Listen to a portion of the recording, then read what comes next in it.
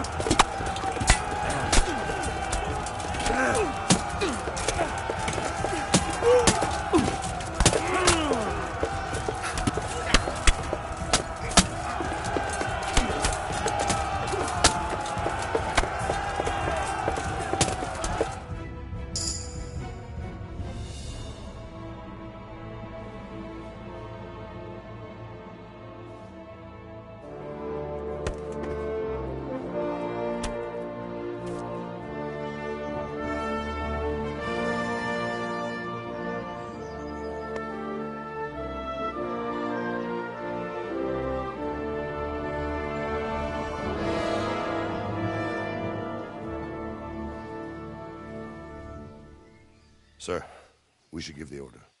Let's see if Istvan Toth can worm his way out of this one. Don't tempt fate, Hamish. Istvan! It's over!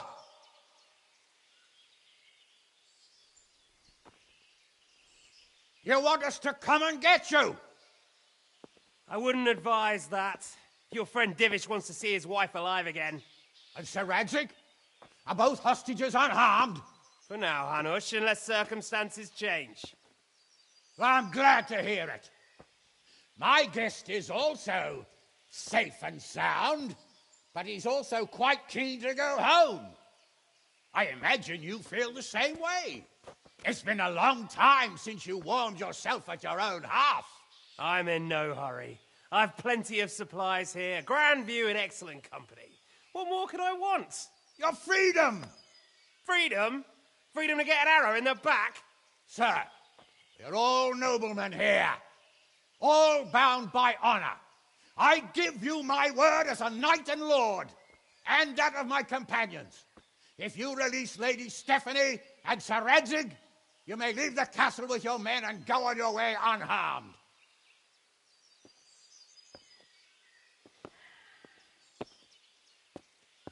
And just how far will we get? What good will it do me if your men attack us in the woods instead of here? If you give me your word of honor that you will leave and never return, I promise you safe passage to the boundary of this fiefdom. What happens after that is up to you and the will of God Almighty. Very well then, but I want a small safeguard. I'll give you her ladyship, but Radzig comes with me. I'll release him in Skalitz. Out of the question! Is our word not good enough for you? Is mine not good enough for you? I swear I'll release him when I get to a safe distance. I'll go with him, Hanush. Let the Lady Stephanie have her freedom now. Father! Don't worry, son. I trust Lord Toth's self-interest more than his word. He wouldn't be fool enough to harm me. If you're certain, Radzig. Prepare horses and supplies, and tell your men to pull back. We'll come down. You heard him. Get to work. And any man who breaks his truce answers to me. So, are you really going to let them go?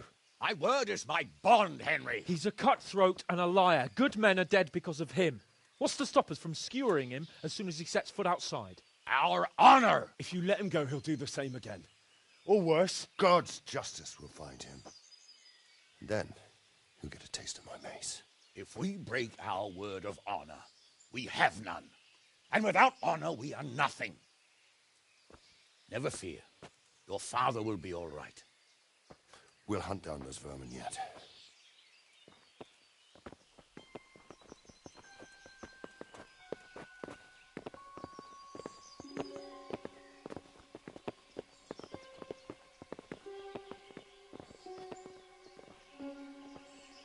Bring the horses.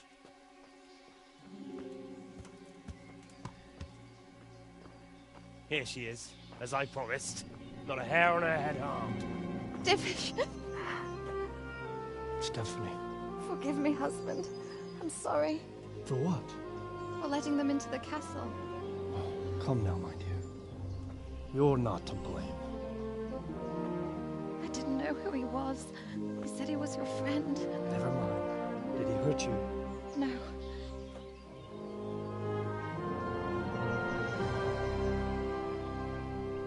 I hope your word can be trusted. Certainly more than yours. If everything goes as agreed, I'll set Radzig free in Skalitz. If anyone tries to follow us, I'll kill him. We won't. My apologies for keeping you from your father, but you'll see each other soon enough. Oh, I almost forgot. Your sword. I expect you'll want it back after all the trouble you went to. Actually, you know what? I think I'll keep it.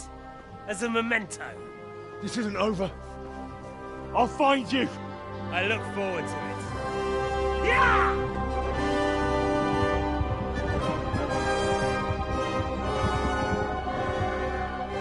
Quick! To the battlements! We have to see which way they go! Oh, they really are heading for Skalitz. Mount up, Henry. You've heard what he'll do if we follow them. We're not going to follow them. We just have to collect your father. Or do you want him to walk back here when they release him?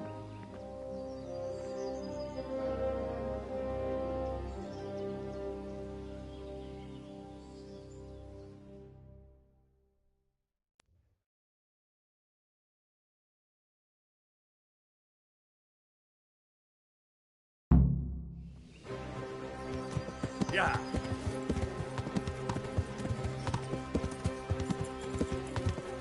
What should I say to him? Don't worry. It'll come to you. Yeah. You'll see.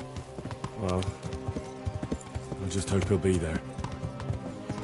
Alive.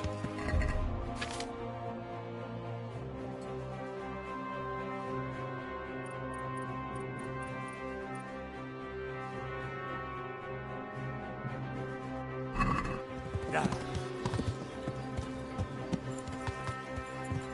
Yeah.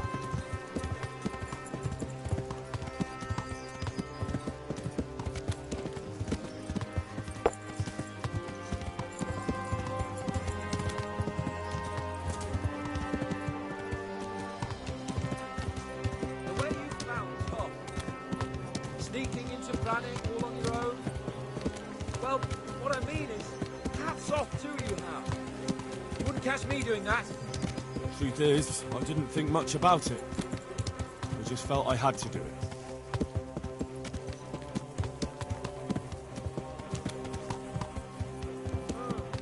What do you think? Will Toth keep his word? He's a noble, right? Yes. So am I. So Radzig will be there.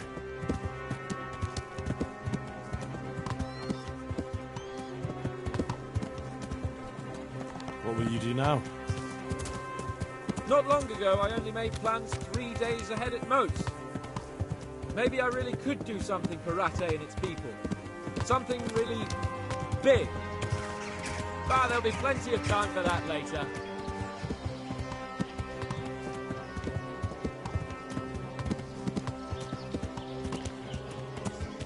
This is quite a turnaround, isn't it? What do you mean? How long have we known each other? A few weeks? Something like that. Before that, I was chasing wenches around Rattay and you were digging turnips. And now look at us. A pair of veterans. I was an apprentice blacksmith.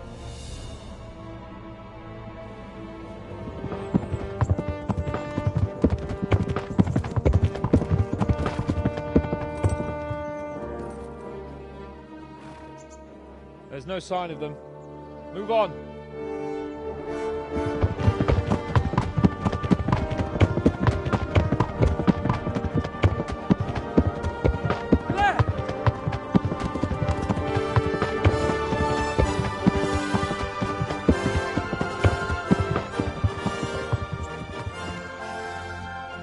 I'm glad to see Ishban kept his word, sir. Not half as glad as I am, Your Grace. Well, we kept our word too. And now Toth has had his head start and he's fair game. Which way do they go? To the north, but I would be careful, Sir Hans. Fear not, Your Grace. I have twice as many men as he. Well, I won't keep you any longer. I'm sure the two of you have a lot to say to each other. Let's go!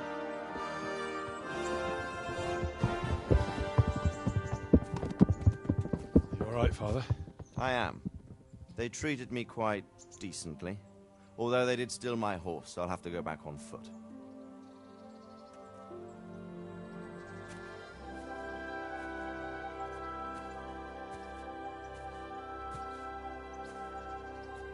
It looks like it's all over.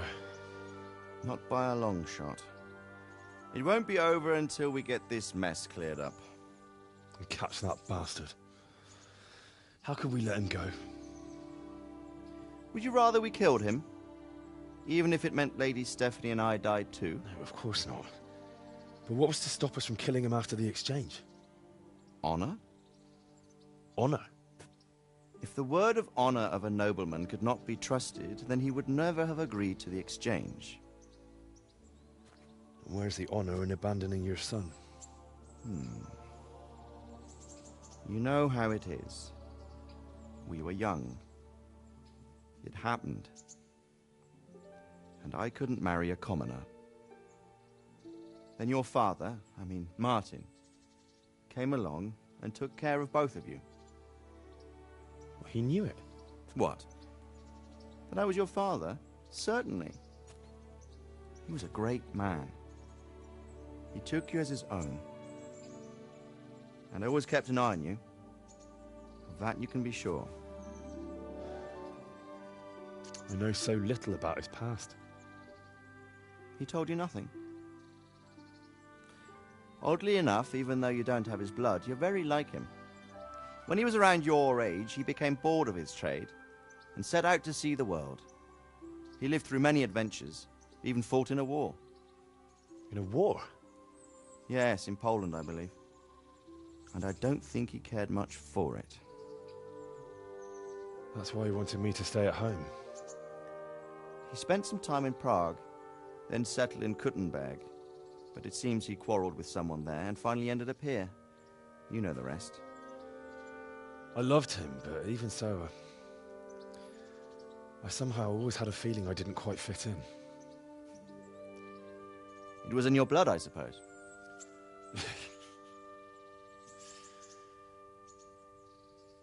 I lost the one thing I had left from him. Your sword. Ah, the sword.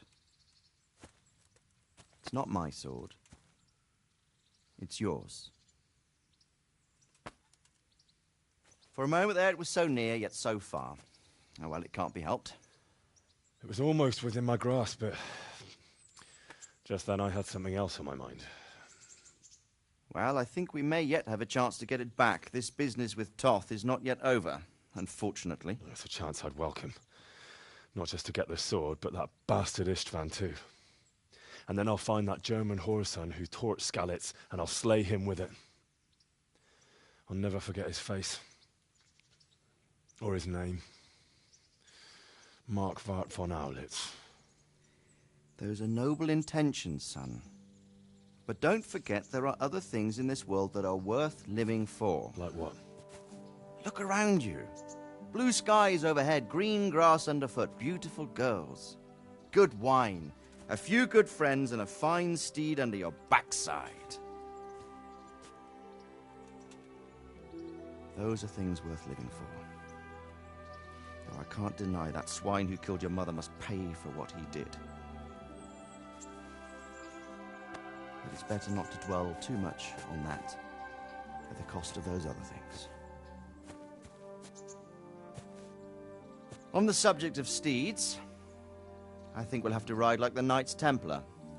How's that? 2 up. One day I'll tell you how they got their seal. You can take the front.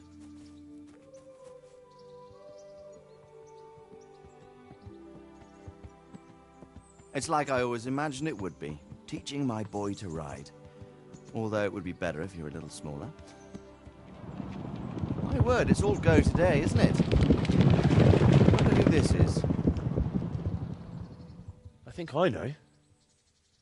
It's Margrave Jobst. The king's cousin? I wonder what he wants. I guess we'll find out soon enough.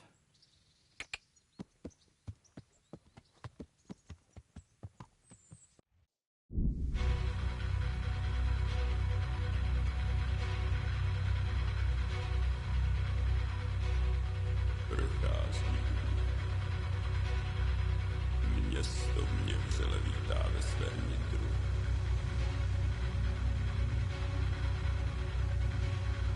Nemusím nic skrývat, zde nejsem ničím štván. Navždy zde jsem cizincem, aby jsem přenechá.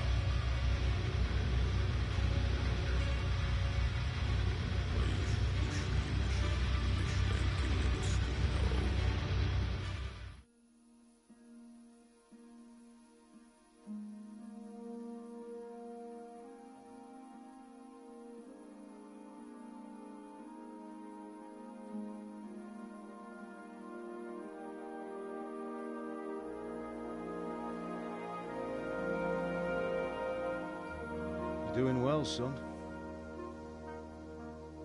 Father. Come now. You know who sired you. That doesn't matter now.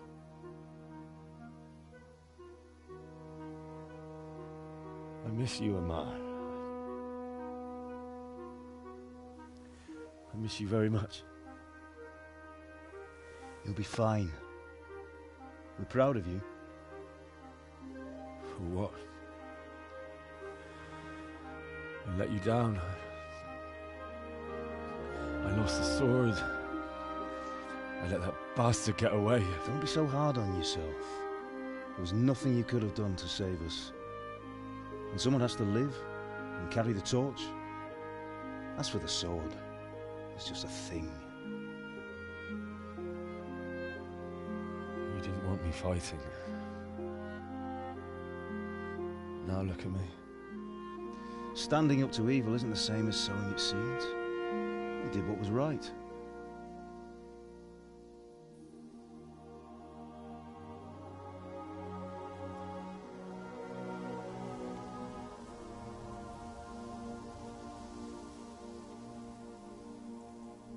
I have to leave you now.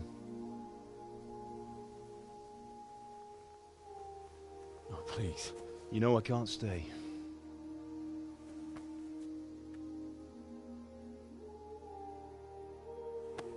Will I ever see you again? God knows.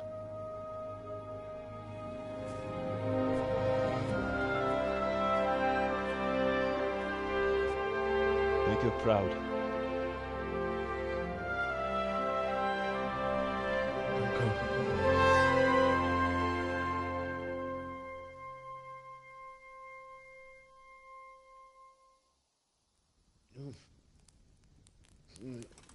Oh, don't go. No. What on earth were you dreaming about? I couldn't wake you, and it's well past dawn. Sir Radzig wants you at the upper castle. The lords are in council with Jobst. Right. I'll go straight away.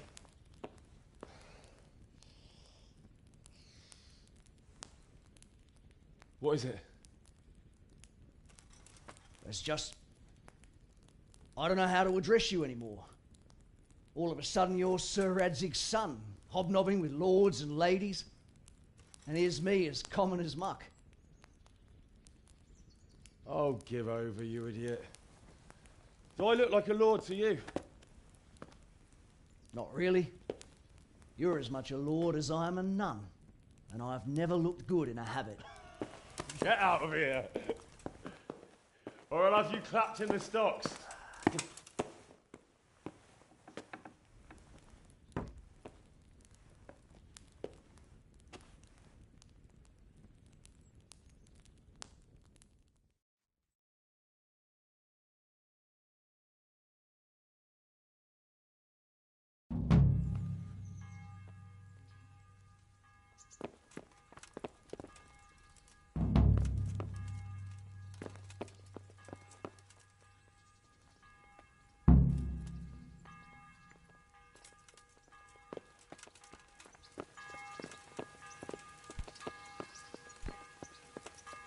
Look out. Ah!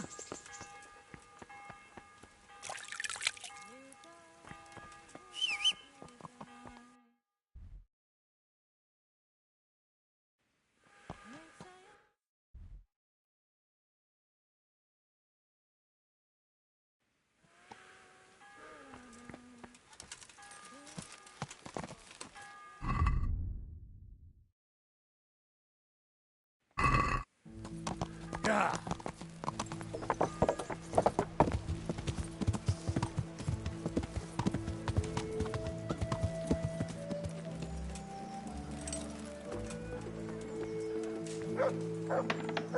Fresh bread!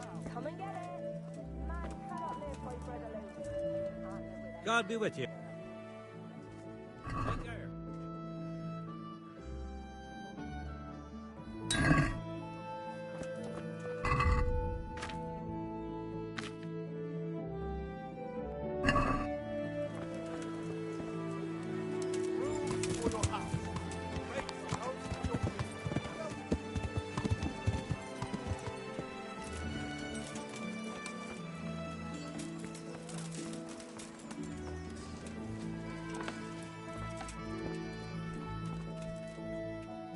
Greetings. God be with you.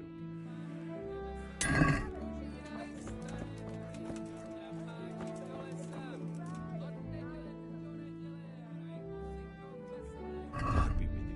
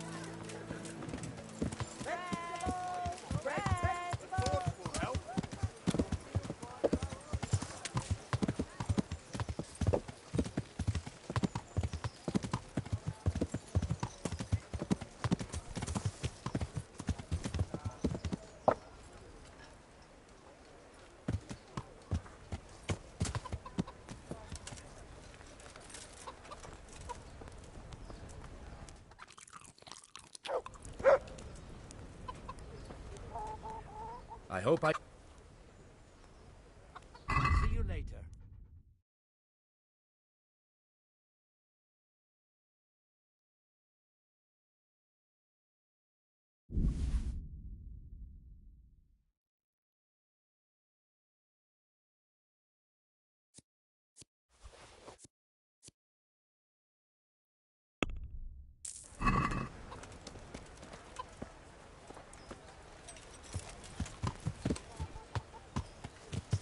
Yeah.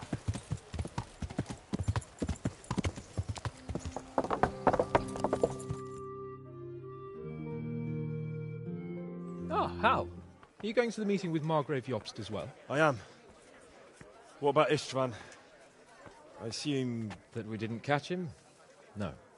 Because if we had, you'd be the first one to know. Have no fear. We'll get him eventually. I hope you're right. Anyway, let's go and see what Jobst wants from us.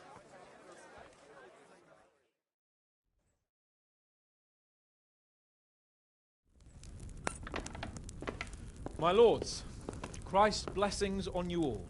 And on you, Lord Capon. And this is my son, Henry.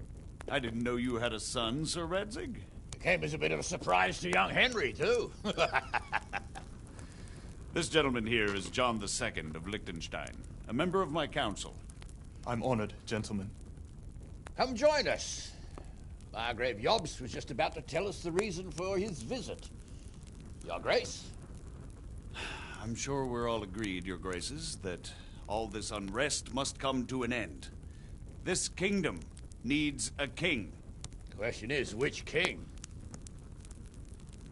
My cousin, Wenceslas IV, who is being held in captivity. I have to confess, my lord, that your answer surprises me a little. If I'm correctly informed, until recently you sided with your other cousin, Sigismund. That I cannot deny, and I have always stated my position plainly. But times have changed. How have they changed, Your Grace? Sir, there is one thing on which we undoubtedly concur. That King Wenceslas, unfortunately, did not inherit his father's gift for governing. Sadly, his failures have cost Bohemia, the nobles, and our whole Luxembourg family a great deal of money and effort. How did the king let it go so far, damn it? It's in his temperament. He cares only for wine, women, and the hunt. A king, in fact, who never wanted to be king. Then why didn't he just let his brother have the crown? Young sir, the crown weighs heavy when there are duties to be performed. But to surrender it means giving up great privileges, too. But he did surrender power to his brother. When things started getting out of hand, Wenceslas appealed to Sigismund for help in restoring order. What, you're saying Wenceslas invited him here? This is starting to make my head spin. Actually, it makes sense when you think about it. Sigismund wanted to re-establish the power of the whole House of Luxembourg. He thought if he helped Wenceslas win the imperial crown, in return his brother would help him become the king of the Romans, and leave the actual reign of Bohemia and the empire to him. Sigismund would govern, while Wenceslas could carry on doing what he was best at, enjoying the life of the imperial court. Why wasn't Wenceslas crowned Holy Roman Emperor long ago? He was already elected king of the Romans. All he had to do was go and let the Pope put the damn imperial crown on his head. Who knows? Maybe he'd prefer hunting and consorting with bathhouse wenches to spending time with the Pope. Well, so would I must admit. Sigismund's plan seemed sound enough, but it didn't quite work out, did it? It worked for a while. He and his brother reached an agreement. Sigismund took over administration of the kingdom and began planning Wenceslas's journey to Rome for the imperial coronation. But then Wenceslas realized he would just be a puppet with a crown. I must say, Margrave Jobst, Wenceslas and Prokop behave rather like naughty children in need of a good clout about the ears. Sigismund would agree. He was already planning his rule of Bohemia, and all of a sudden, the rug was pulled from under him.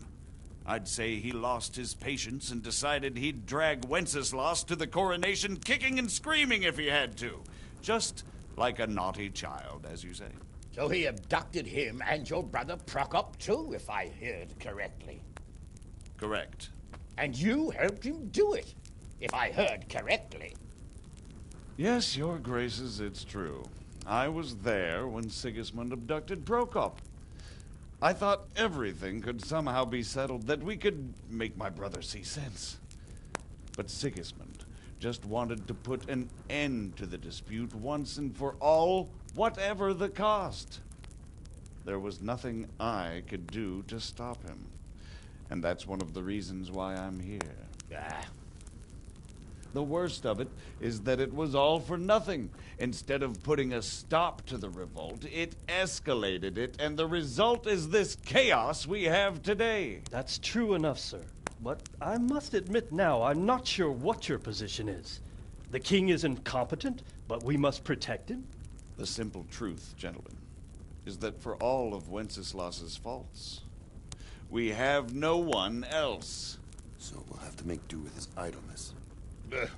People like him, though.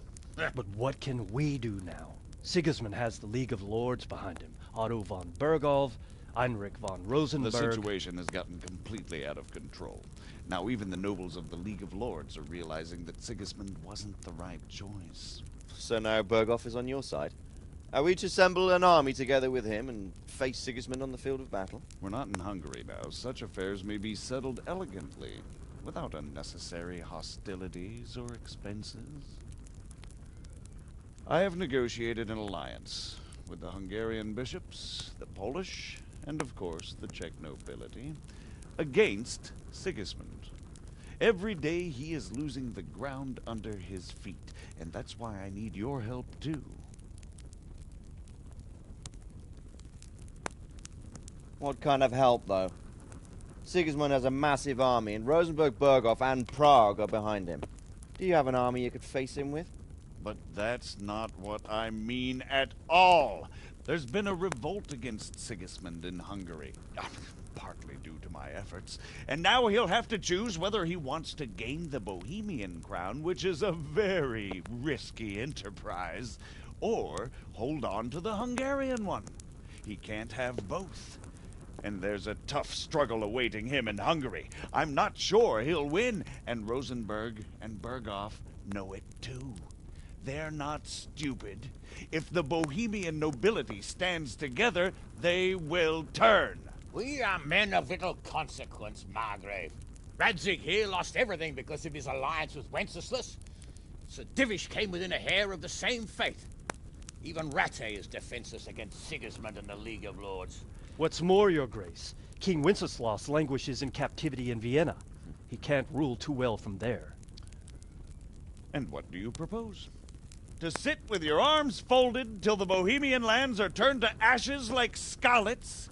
We have to put a stop to this senseless war! And do you know, sir, what the true position of the League of Lords is? I'm not on the best of terms with them at this moment, so you'll have to ask them yourselves. Yes. Why not? I'll go and visit Berghoff at his castle and we'll see what he tells me. You know, that's not such a bad idea, young sir. True. Though a little risky. I doubt Berghoff would harm a blue-blooded envoy. And you can find out what he has to say about developments and what the League of Lords is planning. Then we'll decide what to do next. I'll help you compose a letter to him. I'd like Henry to come with me. Why not? He's proven himself an able investigator, and he'll also be a good bodyguard if anything should happen. And I'll send Sir John here to Kuttenberg to be my eyes and ears there. I believe both your reports will help us get a better grip on the situation. When can you set out? Just as soon as I've packed my things. Excellent. Margrave Yobst and I will draft a letter. Get ready, and we'll meet back here.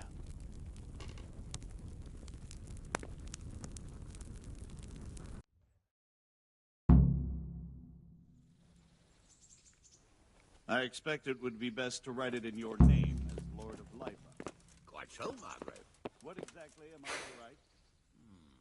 So, it looks like you're off on a mission. Yes. I can't wait. I don't want to dampen your spirits, my boy, but watch out. These are evil times, and who knows what can happen along the way. Not to mention that Bergov is no saint. Don't worry. I know. You've shown you can fend for yourself, but do take care. You'll be traveling as Lord Capon's bodyguard. You'll be there to make sure nothing untoward happens to him. Keep your eyes peeled and your ears wide open. What Bergov tells you is one thing, but what you see may be quite another. Rest assured, Father. And don't get embroiled in anything else. Just hand over the letter, hear out his reply, and return. Yes. Very well. Bergov is at Trotsky Castle. I think you'll find it quite an eye-opener. It's one of the finest castles in the land. It's 3 days' ride from here, so unless you hit a snag along the way, you'll be back soon enough. Any questions? I'm getting a bit lost in the Luxembourg lineage. It all seems a bit too tangled. The Luxembourgs have ruled the Empire and Bohemia for almost 100 years now. Emperor Charles brought this land to prominence. When he was in power, things had never been so good. Wenceslas and Sigismund are his sons, but by different mothers. Jobst and Prokop are their cousins. They were entrusted with governing Moravia. But instead, they've been in a bitter armed feud for years. And now Sigismund's fallen out with Wenceslas. Wenceslas also had another brother, the youngest, John of Görlitz, who was most probably poisoned. They seem like a hot-blooded lot. It's hard to keep up with their affairs, since they tend to change their alliances from one day to the next.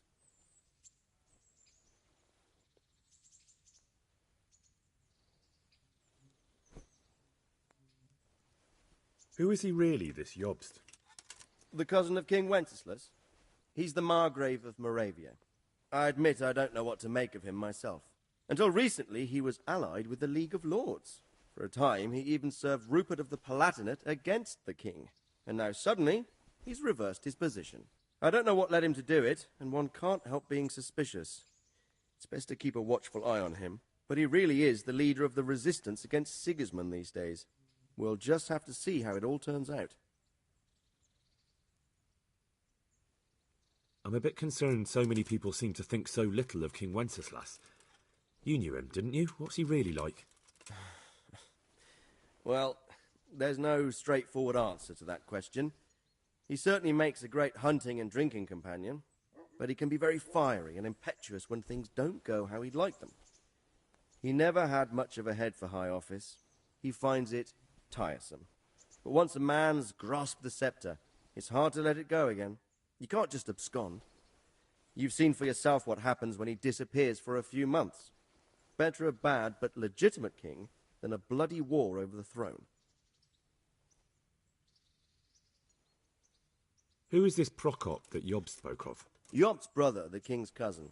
He and Jobst warred over Moravian supremacy for years. Then they were allies for a while, betrayed Wenceslas and sided with Rupert of the Palatinate. But after Sigismund abducted Wenceslas, Prokop fomented a revolt against him, and Sigismund had him captured. Politics. Make of it what you will. I, for one, can't make head or tail of it most of the time.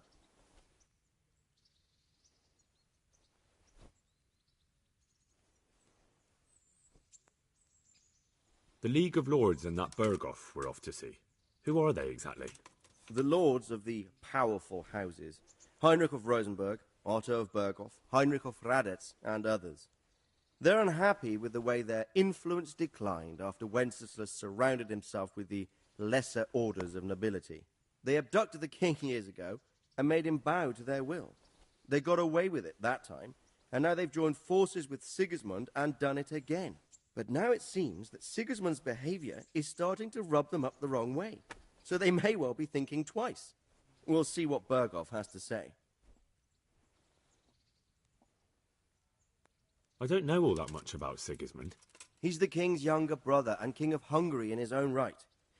7 years ago, he led a crusade against the Turks and was defeated at Nicopolis. Some say it was due to the recklessness of the French knights, most of whom were mercilessly slaughtered. Sigismund is ambitious and capable. He might well make a better ruler than Wenceslas, but he's arrogant, and to our misfortune, brutal. Not long ago, he himself was held captive by the Hungarian nobility. They dislike him as much as some of the Czech and German noblemen do his brother Wenceslas. Ironically, Wenceslas joined forces with Jobst to liberate him. And now this is how Sigismund repays his brother. There's no doubt about it, God does move in mysterious ways.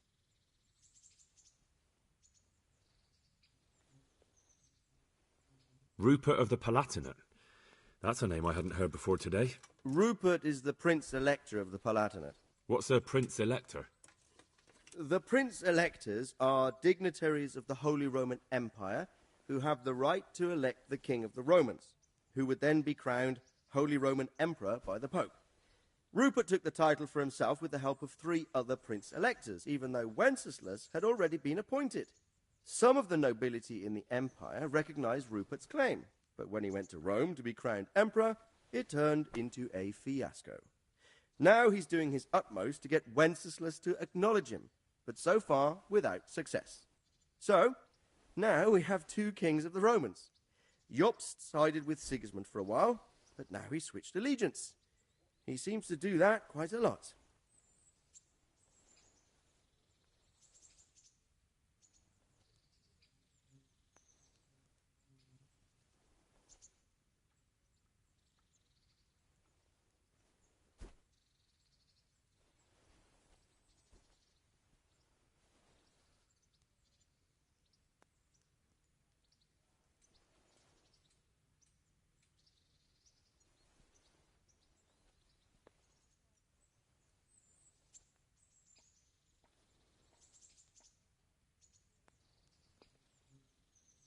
That young man, Sir John of Liechtenstein. Why is he here?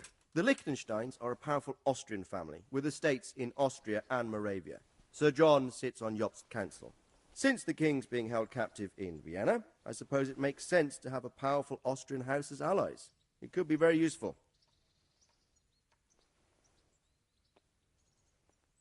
That's about all. Very well. Take the letter from Sir Hanush. And good luck, son.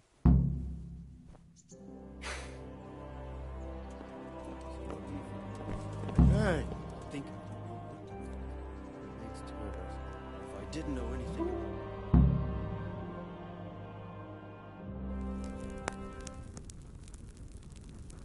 I believe we have written it well, gentlemen.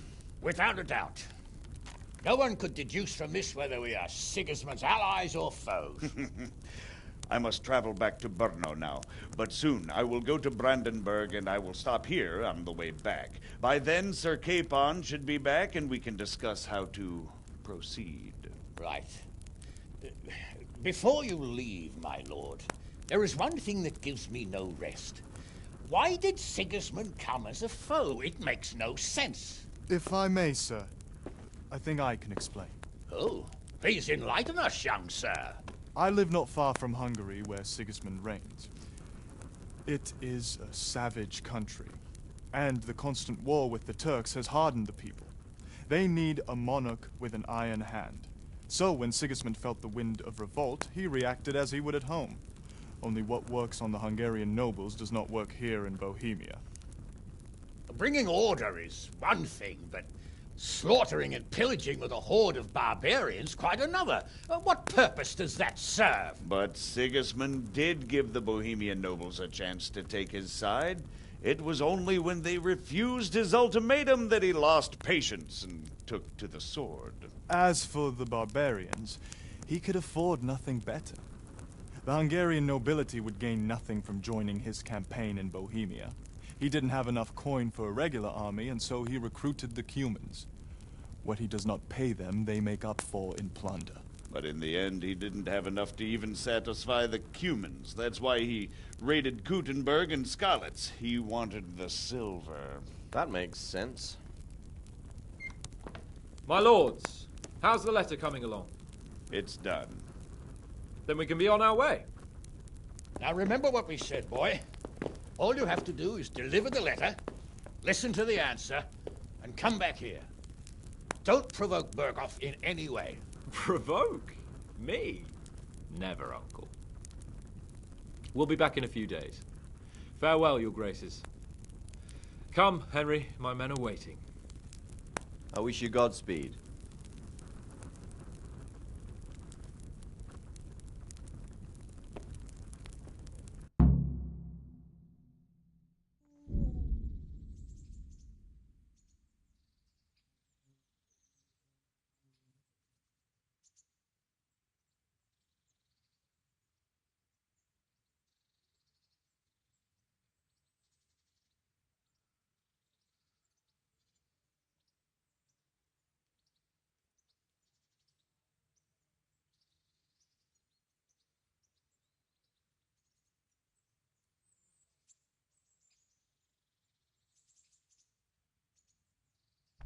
Come now, Hal. My men are mustered in the courtyard. We can get going.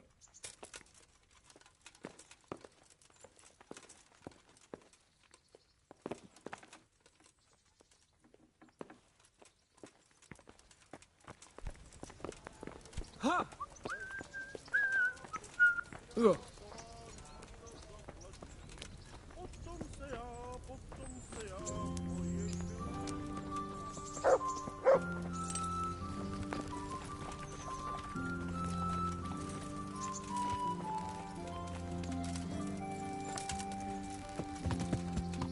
Ah!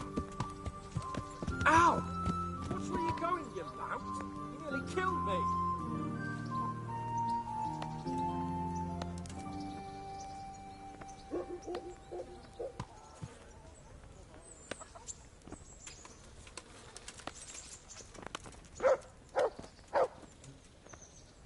So, can we set off now, Henry?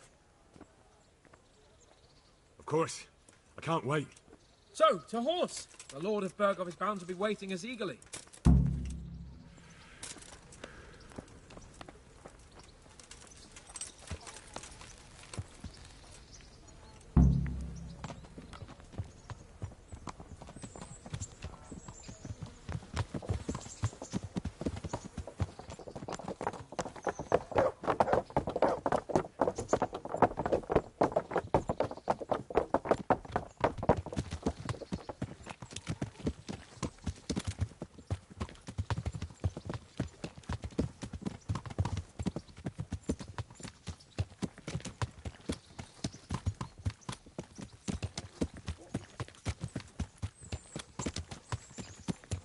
So, how is life as a highborn bastard?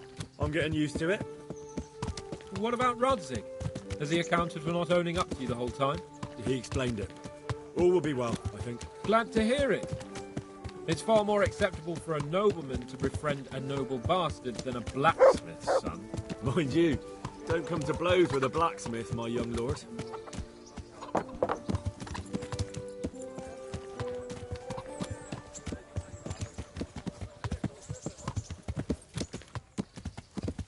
What do you think about Sir Yobst and his plan? Well, I admit all the scheming has me a little lost. I thought Sigismund was the devil, Wenceslas a martyr, those on his side the heroes, and those against him the villains. I believed we'd rescue the king and all would be well again, but now it looks a lot more complicated. Yeah, exactly. I didn't expect the noble lords to be as noble as the angels, but I hadn't expected such a sewer. They behave like children. I can't fathom how after all this backstabbing they're somehow still on speaking terms. I don't know either. Beggar's belief.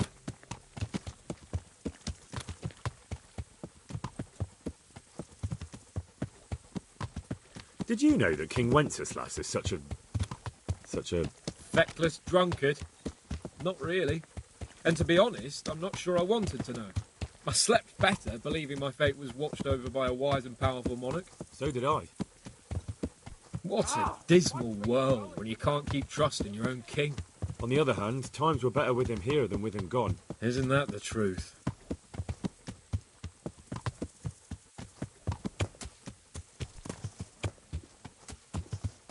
What do you think of Sigismund? If I were him, I'd have had enough of my brother even sooner. But he's a monster. Look at what those hordes of his are getting up to here. What he did in Skalitz. True enough. On the other hand, if Wenceslas and Prokop hadn't double-crossed him, none of this would have happened. No one forced him to burn Skalitz. That's a fact. But he couldn't let them shit all over him either.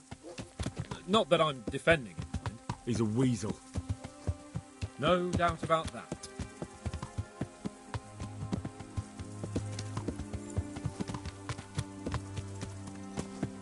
Do you know anything about Prokop? Ha! Sir Hanush could tell you a thing or two about him. Why? Last winter, a certain Sir Jan Sokol of Lamberg, a well-known knight, or robber baron to some, tried to occupy the city of Iglau, which was on the orders of none other than Prokop. And what has that got to do with Hanush? Well, he was there with him. Of course, that's not something to brag about in front of Jobst. And what was it all about? They wanted to occupy a city that was on the side of the League of Lords, but despite there being several hundred strong, they didn't take it. For one thing, they couldn't get past the Iglau women, with their pitchforks and cauldrons of hot water. I would never have thought of Sahanush as such a rebel.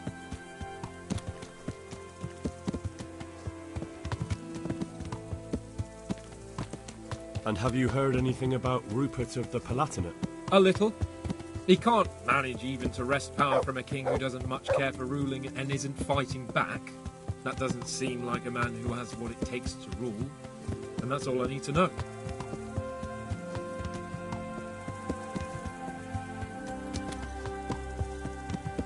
And that Berghoff we're going to see, do you know anything about him? I haven't heard much good about him, but I have a feeling that some other nobles are quite in awe of him. And his castle is apparently quite impressive. I'll be interested to see for myself.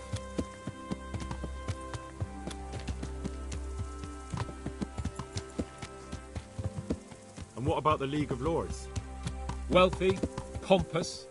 The king doesn't seem to like them much. He's chosen to let the lesser ranks of the nobility into his circle, men like your father. I admit I don't blame him one bit. But the lords weren't happy about their lost influence, so they put their foot down. If I were Wenceslas, I'd have let them hang after they abducted me the first time. But he gave them seats at the provincial council? Little wonder they're back at their old tricks.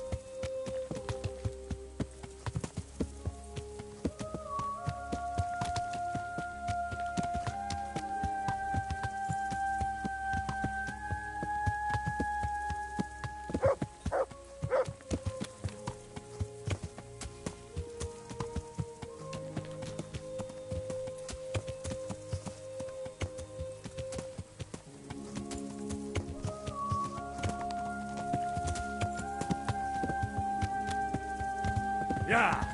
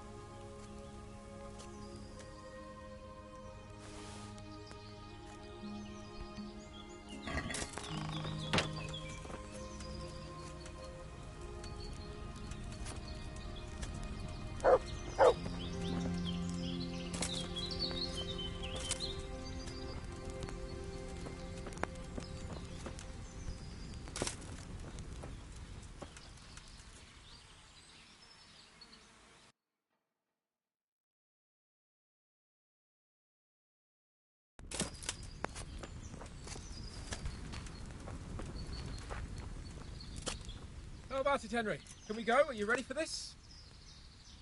Of course. At last I'll get to see more of the country and have a bit of an outing. Quite.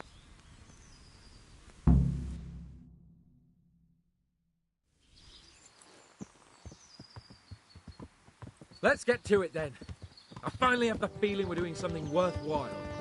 We're helping to save the king. Instead of saving his drunken majesty, I'd rather find that whoreson who murdered my parents, get the sword back from him, and skewer him with it. Cheer up, Henry. I have a feeling you'll get your chance one day, and it won't be long in coming. Forward, men! Audentes fortuna juvat!